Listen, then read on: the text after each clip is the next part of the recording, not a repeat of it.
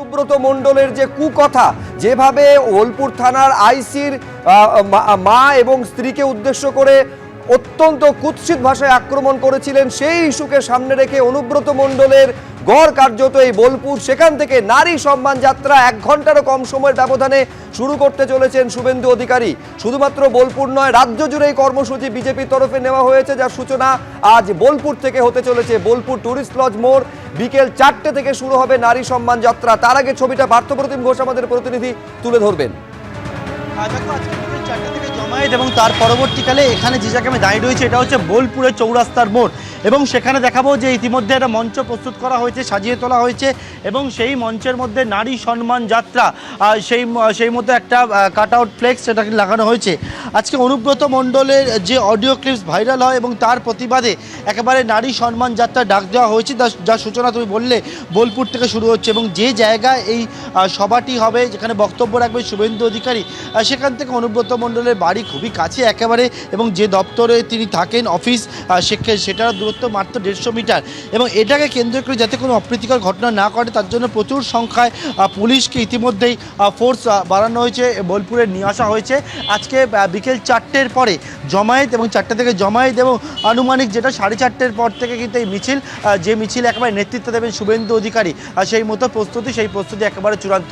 দেখতে পাচ্ছ বিভিন্ন জায়গায় ইতিমধ্যে বিজেপির পতাকা লাগানো হয়েছে, ব্যানার ফ্লেক্স সবটা লাগানো হয়েছে, এবং সেখান থেকে মূলত যে বিষয়টা অনুব্রত মণ্ডলের যে বক্তব্য, যে কুৎসিত ভাষায় বোলপুরের আইসির কে আক্রমণ করেছিলেন, ওনার পরিবারের সদস্যকে, ওনার মাকে, স্ত্রীকে উদ্দেশ্য করে যে কথা তিনি বলেছিলেন, তারই পরিপ্রেক্ষিতে কিন্তু সেই অডিও ক্লিপ যেটা ভাইরাল হয়, যেটা অভিযোগ হয়েছে, তারই পরিপ্রেক্ষিতে আজকের এই নারী সম্মান যাত্রা ডাক দেওয়া হয়েছে বিজেপির তরফ থেকে। আবারও দেখাচ্ছে যে ছবিটা আমার সহকর্মী দীপ্তেন্দু, যে ইতিমধ্যে একটা মঞ্চ প্রস্তুত করা হয়েছে, এখানে বক্তব্য রাখবেন শুভেন্দু অধিকারী, এই যে পদযাত্রা করে আসবেন, তিনি মিছিল করবেন, এবং তার জন্য ইতিমধ্যেই প্রায় 2-3 দিন ধরে আমরা দেখতে পাচ্ছিলাম বিজেপি যারা বীরভূমের যারা বোলপুরের সাংগঠনিক জেলা বা বীরভূমের বিজেপি কর্মীরা, তারা ইতিমধ্যে প্রস্তুতি সেরেছেন, বৈঠক সেরেছেন, এবং আজকে বিকেল 4টের পর এখান থেকে 1 কিলোমিটার দূরে টুরিস্ট লজ মোড়ে সেখানে জমায়েত শুরু হবে, এবং তারপরেই শুরু হবে তাদের মিছিল, এবং তারপর সেই সভা। বেশ, একেবারে এই সভা শেষে কি বলবেন শুভেন্দু অধিকারী, সেদিকেও আমাদের নজর থাকবে। কিন্তু এই নিয়ে রাজনৈতিক চাপানুতোর শুরু হয়েছে, বিজেপির তরফে কি বক্তব্য রাখা হলো, পাল্টা তৃণমূলেরই বা কি বক্তব্য, আমি পরপর রাখবো আপনাদের সামনে। পরিষদীয় দলের বৈঠকে নিশ্চিতভাবে আমাদের সম্মানীয় বিরোধী দলনেতা শুভেন্দুদা, তিনি এই ব্যাপারে যা নির্দেশ দেবেন সেইভাবেই হবে।